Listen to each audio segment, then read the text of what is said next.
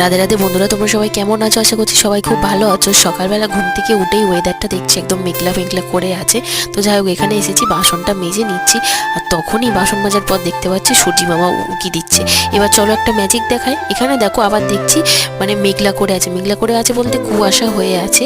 তো যাই হোক, আজকে না অনেকটা জামা কাপড় পরে গেছিলো, সেগুলো সবই কাচাকুচি করে তারপর স্নান টান করে নিয়ে অনেকটা কাজ সামলে এখানে চলে এসেছি রান্নাবান্না করতে। আজকে শাক ভাজা হচ্ছে আর মাংসের তরকারি হয়েছে। এখানে জায়ের ভাত হচ্ছে আর আমাদেরটা হয়ে গেছে। আর এই যে প্রেশার কুকারে সিদ্ধ হয়ে চলে এসেছে। রান্নাবান্না করে নিয়ে দুপুরবেলা এখানে দেখো স্টুডেন্ট এসেছিলো ওর রেজাল্টটা দেখাতে। মানে আজকে এই প্রথমবার আমি ডেস্কিতে করে ভাত তরকারি খেলাম, মানে কেমন একটা লাগছিল। যাই হোক, খাওয়া দাওয়ার পরে পাটা না অনেকটা ময়লা হয়েছিল, তাই ওটা একটু গরম জলে পরিষ্কার করে নিলাম।